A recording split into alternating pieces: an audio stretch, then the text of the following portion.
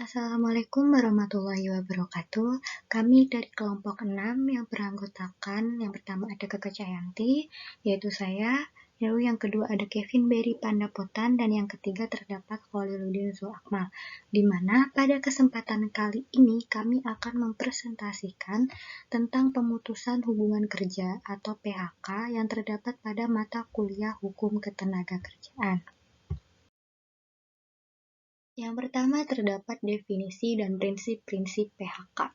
Pada ketentuan pasal 1 angka 25 Undang-Undang Nomor 13 Tahun 2003 tentang Ketenagakerjaan, PHK yaitu sebuah peristiwa berakhirnya hubungan kerja antara pekerja dengan pengusaha yang didasarkan pada alasan tertentu yang melahirkan konsekuensi hukum, berakhirnya pula hak dan kewajiban masing-masing pihak pekerja dan pengusaha. Selanjutnya, prinsip-prinsip pemutusan hubungan kerja dalam ketentuan pasal 151 Undang-Undang Nomor 13 Tahun 2003 tentang Ketenagakerjaan. Yang pertama, pekerja, pengusaha, dan pemerintah harus mengupayakan segala cara untuk menghindari pemutusan hubungan kerja. Lalu yang kedua, pemutusan hubungan kerja merupakan upaya terakhir dalam perselisihan hubungan industrial. Yang ketiga, pemutusan hubungan kerja harus berdasarkan putusan pengadilan yang berkekuatan hukum. Larangan pemutusan hubungan kerja atau PHK. Terdapat 10 alasan larangan pengusaha untuk melakukan pemutusan hubungan kerja.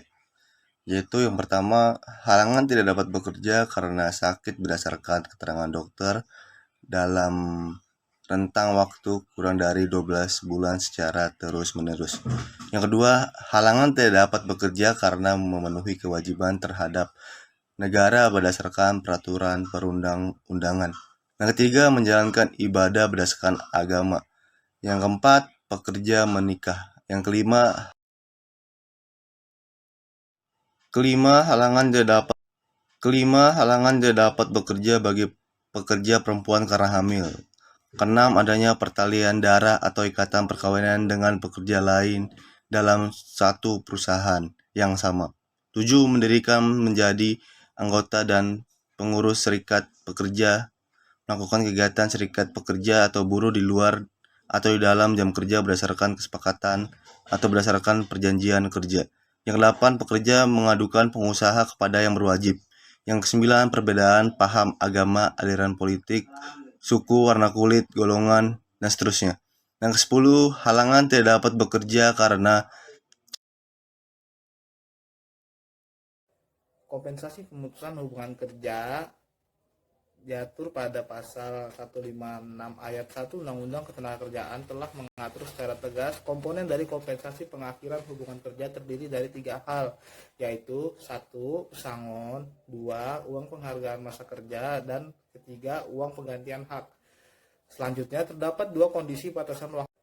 Kompensasi pemutusan hubungan kerja diatur pada pasal 156 ayat 1 Undang-Undang Ketenagakerjaan telah mengatur secara tegas komponen dari kompensasi pengakhiran hubungan kerja terdiri dari 3 hal, yaitu 1. Pesangon, 2. Uang penghargaan masa kerja, dan 3. Uang penggantian hak. Selanjutnya terdapat 2 kondisi batasan waktu soal. Yang kedua, alasan lain selain alasan tahanan pihak berwajib dan mengundurkan diri sebagai alasan pemutusan hubungan kerja atau PHK diatur dalam pasal 96 Undang-Undang Nomor 13 Tahun 2003 tentang Ketenagakerjaan.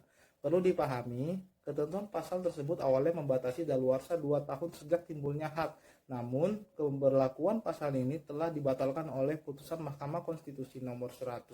Yang kedua, alasan lain selain alasan tahanan pihak berwajib dan mengundurkan diri sebagai alasan pemutusan hubungan kerja atau PHK diatur dalam pasal 96 Undang-Undang Nomor 13 Tahun 2003 tentang Ketenagakerjaan. Perlu dipahami, ketentuan pasal tersebut awalnya membatasi daluarsa 2 tahun sejak timbulnya hak. Namun, pemberlakuan pasal ini telah dibatalkan oleh putusan Mahkamah Konstitusi Nomor 100/PUU.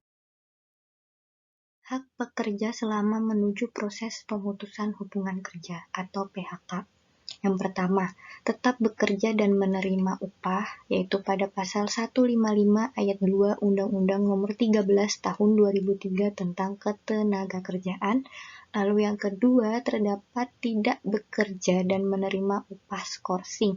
Hal ini pengecualian pertama, yaitu pengusaha dapat tidak mempekerjakan pekerja dalam proses penyelesaian perselisihan pemutusan hubungan kerja dengan memberikan surat skorsing.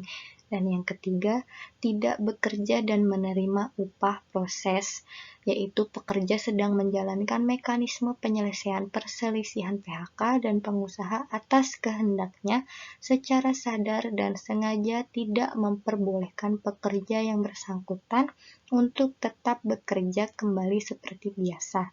Lalu, untuk dasar-dasar hukumnya telah kami cantumkan dalam slide PPT tersebut. Akhir kata, kami ucapkan terima kasih dan mohon maaf apabila ada salah kata ataupun kekurangan. Wabillahi taufiq wal hidayah. Wassalamualaikum warahmatullahi wabarakatuh.